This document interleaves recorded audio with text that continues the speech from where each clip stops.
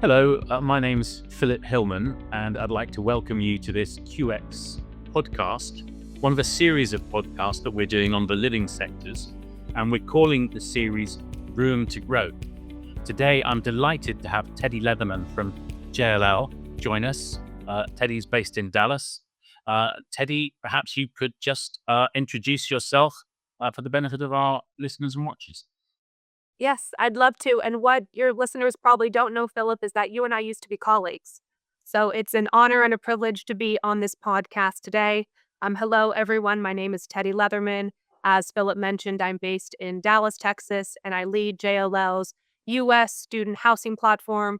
I've been focused on student housing capital markets for just over 10 years. I started my career at Marcus and Millichap. And after being at Marcus and Millichap for a few years, I decided I wanted to work at HFF, which was a boutique capital markets firm headquartered here in Dallas.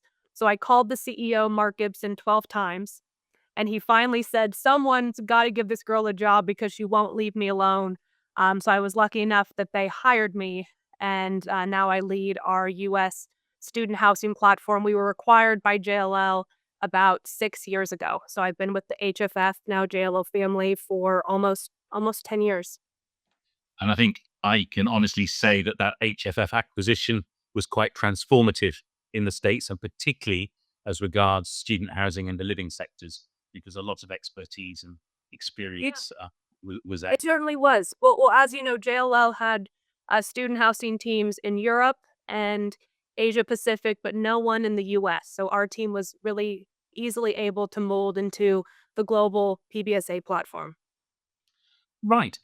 Teddy, I'd like to talk to you for about 20 minutes or so, and I'd love to learn a bit more about the student housing market and the living sectors in the US, for the benefit of both listeners in the UK, people in the US, but also people from anywhere else in the world. So we'll try to bear that in mind in the way we frame the questions and the way we answer them. But perhaps if I could ask you to perhaps paint a picture, Teddy, as to where student housing and purpose-built student housing in particular, PBSA as we call it, where that fits into a living asset class in the US. Sure. So a few years ago, the US adopted this term living. And living is any product type with a bed outside of hotels. And the reason we did this is because investors were looking for two things: a diversification in cash flow and increase yield, as most of the living alternatives are also alternatives, so they were producing a higher yield than traditional multifamily. So because of that, over the past few years, we've seen a lot more institutions targeting the US student housing space. One item that makes student housing really unique compared to other product types is there's no correlation between US GDP and student housing performance. So that's very atypical compared to other real estate product types. Is that really what makes it alternative still for you? It's one of the reasons. If you look at the last few economic downturns that we've seen in the US, you actually see enrollment increase because students, Yep. the job market's tough, people go back to school. Yeah, we've talked about it being a counter-cyclical sector. In that, as you say, if you can't get a job, you might as well enhance your prospects in the meantime. And so that's certainly been an attraction for investors in the UK and Europe. And where does student housing fit scale wise alongside the other living sectors, the building to rent, the senior sectors, co-living as well? So student housing encompasses about 1.5 million purpose-built beds. Our annual transaction activities between 8 to 10 billion dollars a year. We recently asked all of the top institutions and investors to rank the subsets of living. So student housing, mobile home park, single family rental, senior living, and student housing came in number 2, right behind single family rental. And a big factor of that is what I mentioned previously: no correlation between US GDP and student housing performance. And number 2, most of these investors have kids who are in college, and they recognize that they're the ones who are on hook for the rents. So they understand the thesis. They've been on campus. They recognize that parents' credit is typically pretty strong, and there's very little bad debt in the sector.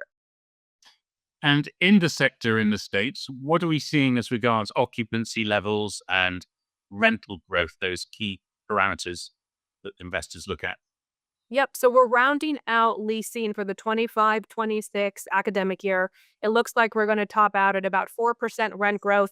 And that's across the 1.5 million beds that I previously mentioned. There are some sectors or some markets that are experiencing 30% rent growth. Yeah, 30%. So to have a 4% average across that big of a market is really strong. Occupancy is going to end up in the mid 90s. Interestingly, that 4% is very close to what I think Unite Group PLC have announced as their most recent rental growth. So, whilst it does also vary in the UK and Europe, depending on what market you're in, which location you're in, there's a similar level of perhaps average rental growth there. And what sort of yields are we seeing for the very best prime student housing and then the secondary market? So, best of the best student housing assets are trading to core capital today. Core capital is targeting an 8 to 9 unlevered return. That equates to roughly a low 5% year one cap rate. 5% net initial yield effectively. And how does that compare to what people are seeing in the other living sectors, just generally, without getting into detail, please?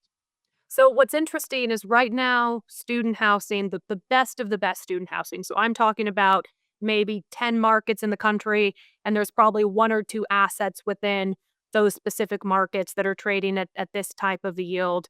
But those assets are trading really comparable to the living sectors today. So I'd say a 5% year one yield is about as competitive as it gets. It's interesting. And in the UK, and again, I'm going to reference this several times because I think the comparison is quite interesting, not least because often what happens in the US might happen in the UK 6 months or a year down the line or longer sometimes. But what are we seeing in terms of development activity in the States? Because very conscious it's been a challenging economic climate to do development in many markets globally. Certainly has Yes. been in the UK. So what's Yes, it would certainly. think space?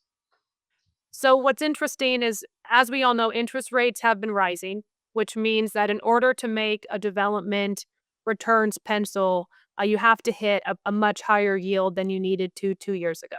So the developments that are getting capitalized are between a 6.5 to a 7 untrended yield on cost, which again is very difficult to achieve. So because of that, we've seen about a 50% reduction in development. So typically we see about 60,000 beds delivered each year. For the next 2 years, we're expecting 30,000 beds. However, going back to all of the capital in the US that is earmarked for commercial real estate, there is $320 billion of dry powder right now. Almost 70% of that capital is value add or opportunistic capital. So they're trying to hit high teens levered returns. It is very difficult to hit those returns today via acquisitions. So we're just now starting to hear these PE firms targeting development. So because of that, I anticipate more developments getting done over the next 12 to 18 months, which will likely increase the number of beds being delivered going forward.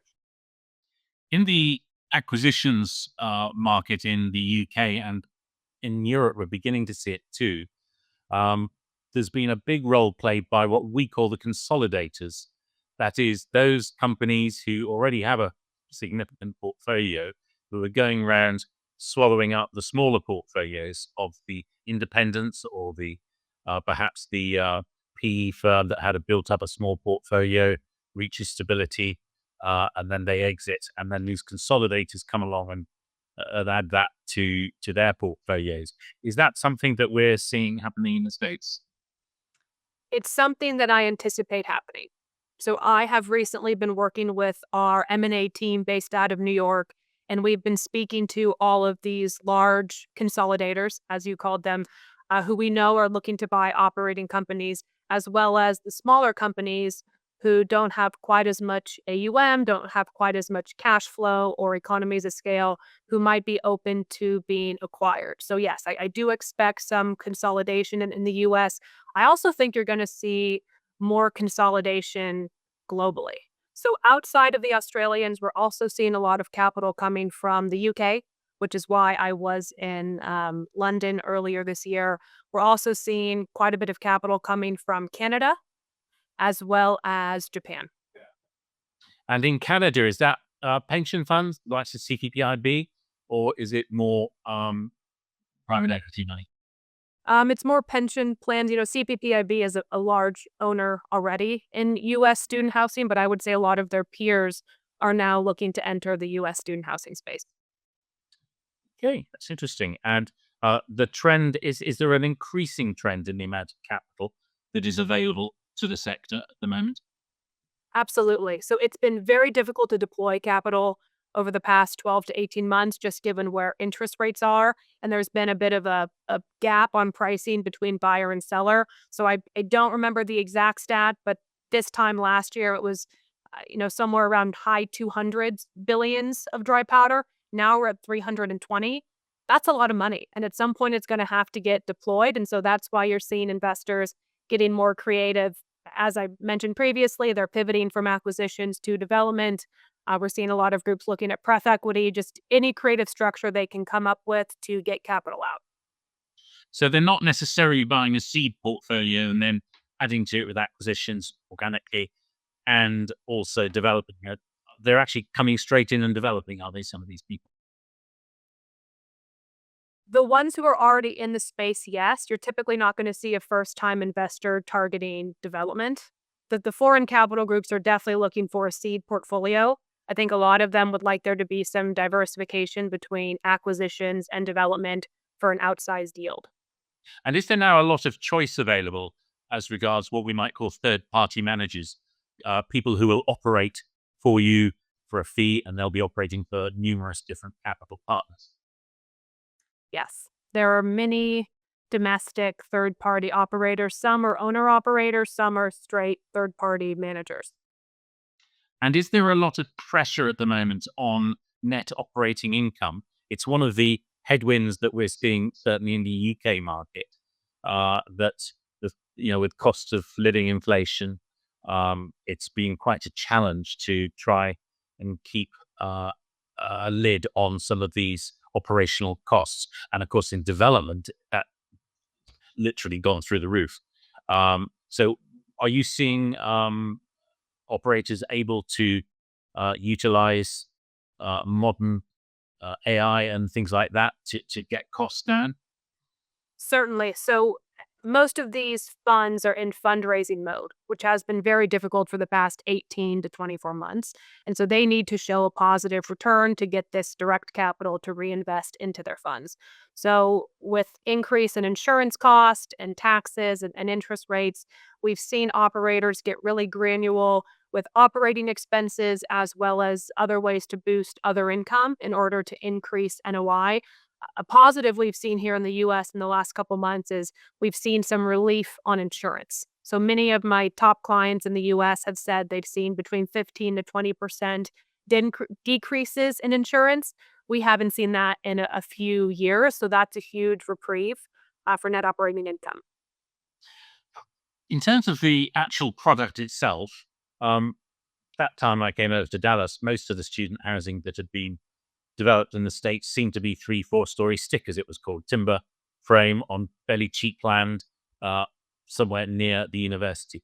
I've certainly seen a lot more urban high intensity use schemes being built in the States. What are we seeing in terms of trends now about the type of accommodation that people are building? Are we seeing cluster flats? Are we seeing studios? Are we seeing new alternatives to that? Yep. So we don't see cluster flats in the States. That's very much a European thing. Maybe we'll see a transition to that, just given creative ways to make deals pencil. What we have seen is we're seeing these massive high rise towers being developed.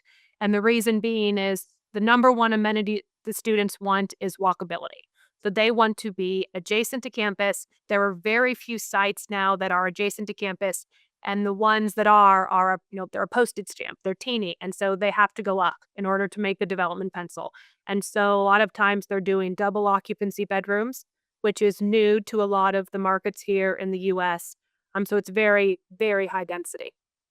Interesting if you say that's new because we always thought one of the features of the US market when students came over to the UK from the US, they were quite happy to share.